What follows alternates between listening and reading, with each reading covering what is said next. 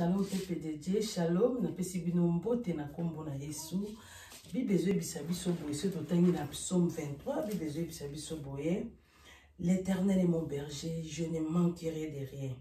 Il me fait reposer dans les verts pâturages. Il me dirige près des eaux paisibles. Il restaure mon âme. Il me conduit dans les sentiers de la justice à cause de son nom. Quand je marche dans la vallée de l'ombre de la mort, je ne crains aucun mal, car tu es avec moi. Ta houlette et ton bâton me rassurent. Tu dresses devant moi une table en face de mes adversaires. Tu huiles ma tête et ma coupe déborde.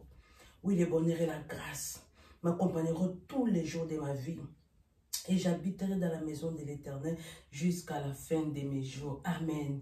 Yom toza na bitumba. Verset pour déclarer yango ndeko na ngai. Liloba nzambe eza bomoi. Liloba nzambe eza nyonso. Liloba nzambe eza elongo eza lobiko. Devant bitumbu etelemeli na mama oyo ndeko na ngai. Simba makomi na nzambe. Banda ko déclarer maloba oyo. Loba, l'Éternel est mon berger. Bible si biso nzambe ndaza mobateli na ngai. Deva Goliath a telemi, deva bitumbu etelemeli yo ko banga te. Yo bandaka ko sala déclaration na maloba nzambe. Banda ko déclarer ka psaume 23, deva bitumbu etelemeli yo banda ko déclarer yango. Eza na ba message moko vraiment profond. Eza na ba parole moko profond et puissant. Yo bandaka ko déclarer yango. L'Éternel est mon berger. Malgré bitumbe telemi de gauche à droite, malgré nazo mona nzela ko bimelate, nazo déclarer, nazo croire na maloba na yo nzambe. Je crois ce que je dis et je dis ce que je crois. Donc nazo déclarer maloba o ila tanzo to na bo moinanga. Obandi ko déclarer, l'Éternel est mon berger. Ya oyendo za mobateli na ngai, na ko banga eloko mon côté. Il me fait reposer dans des verts pâturages. Il me dirige près des eaux paisibles. Il restaure mon âme. Il me conduit dans les sentiers de la justice à cause de son nom. Alléluia. Quand je marche dans la vallée de l'ombre et de la mort, je ne crains aucun mal. Ataliwe telemi liboso na ngana obangi lokote. Car tu es avec moi. Ta houlette et ton bâton me rassurent.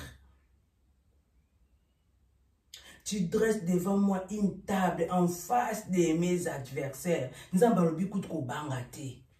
Alors ko banga banguna ba telemi liboso na yote. Ko banga Goliath telemi liboso na yote. Ko banga bitumbe telemi yote. Nzamba lobi kuta ko tia mesa liboso banguna na yo. Akotanda mesa liboso ba yini na yo. Pe akosopela yo mafuta. Akotanda mesa liboso ba yini na yo. Banguna na ba komona elevation na yo.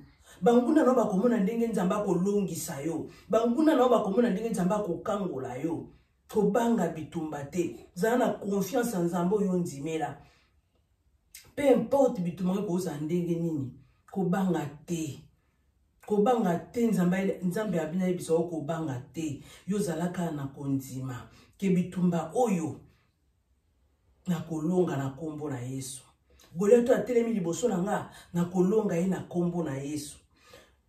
Sur ton kiti na 5 Bible, tu dresses devant moi une table en face de mes adversaires. Tu huiles ma tête et ma coupe déborde. Ton kiti na c'est oui, le bonheur et la grâce m'accompagneront tous les jours de ma vie et j'habiterai dans la maison de l'Éternel jusqu'à la fin de mes jours. Yo déclaré comme le bon devant situation sur côté les mela. Yo devant bitumbanyo sur banga te et la foi. Yanzambo tundimela zanzamba bomon. Atika ba ya ite ba yo kasoni. L'Éternel est mon berger,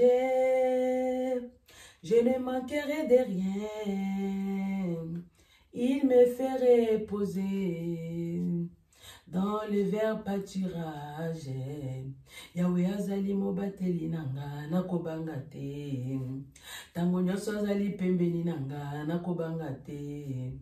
Bible Jésus s'absous Yahweh ndaza mobateli na biso. Et ya boutuya na moi c'est Jésus-Christ qui est notre assurance. Et ya boutuya na moi c'est Jésus-Christ qui est notre protection. Et ya boutuya na moi nzambe ndi mutakopesa biso longa. Deva bitumba nyonso ko yokote melonde konanga na eka koyebisa yo kubanga te.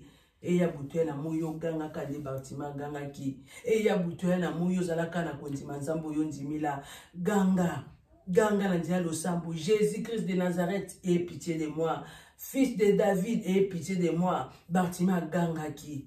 nzambe ayoka akolela bana na ye, nzambe ayoka akoganga bana na ye, alobi aza lisungi ezanga te na tanga pasi deva situation nyonso ekomela yo ezala bitumba ngo etelemi ya ndenge nini ozosala boye ezosimba te ozongisa boye ezosimba te ozomonaka blocage na blocage yo zalaka na kondima, zalaka na kondima ya nzambe oyo ndimela, zalaka na kondima bandaka kodeklare maloba na ye, yo zwaka Bible banda kodeklare nzambe na yebi yo tikaka baoya yo te bayoka soni yo lobi oza lisungi ezanga te na tanga pasi olobi tobelelo na tango ya pasi olobi invoque-moi au temps de la détresse je te délivrerai, tu me glorifieras. Naye ko belelo na tango passe. Naye ko belelo devant Goliath to atemi liboso na ngala makasi na ngamoko ya na okokate. Naye ko sengo secours epai na Jésus-Christ de Nazareth ait pitié de moi. Jésus-Christ de Nazareth ya ko secouringa. Jésus-Christ de Nazareth ya ko kota bitumba na nga. Nzamba ko ya au secours parce que belelié. Bible de quiconque invoquera le nom du Seigneur Jésus sera sauvé. Ce que beleli nzambe okobika. Kobanga te deva Goliath a telemeli yo. Kobanga te situation zo lekisa na mama oyo. Otala nyoso na osala ezo simba te. Na sala bwe mabe. Na zonsa bwe mabe. Okomi komituna ya ona sali nini mpona mérité o nazo mérité. Yeba ya ngonde konanga diable abundisaka moto azana eloko na nzambe. Diable abundisaka moto azana étoile. A otika yo kimia te. Yo suko obenga mi mwana nzambe. So omoni bitumbe telemi makasi. Yo pe multiplier prière. Yo pe telema na losambo. Diable balonga kaeka na prière. Le balonga kaeka na losambo ko lela na yo ko changer loko moko te ko se lamenter na yo ko changer loko moko te eloko ko changer histoire vie na yo eloko ko longisa ona bitumba eloko ko pesa yo elonga pe kimia c'est la prière, rien que la prière, rien que la prière. Ko banga Goliath a telemi liboso na yo te yo zalaka na kondima ya nzambe oyo ndimela banda ko déclarer maloba na ye banda ko déclarer ba bienfait na ye tombola ye nzamba rubiton to tombola kaye ndeto amila kisaka de quoi il est capable to tombola ka nzambe to za na confiance en nzambe to ndimela atira ba oya ete diable abundisaka ba na nzambe mais malgré bitumba de gauche à droite yo za ka na confiance en nzambe na yo e ya butu e ya moi yo lo ba ka nzambe je te fais confiance abi ba ba tshela ki motema ayokisa ba ngosonite kobanga bitumbu etelemi liboso na wote kobanga Goliath atelemi liboso na yote yo belela nzambe oyo ndimela akoya ko secourir yo déclarer maloba na ye za na confiance en nzambe na yo bondela kabutu na moi kobanga te kolenga te kokanga maboko te ozomona makambo ezo simba te osala bo ezo simba te eza bitumba eloko yo ko sala ezaka kobondela.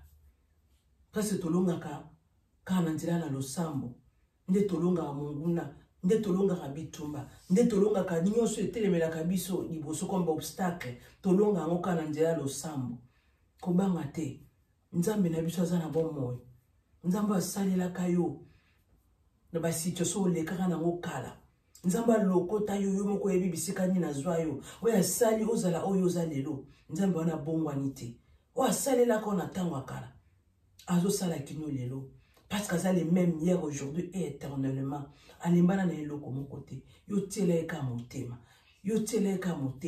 zalaka na confiance en nzambe oyo ndimela c'est alors que okoyeba na kolonga deva bitumba nyonso mets ta confiance à l'Éternel il agira.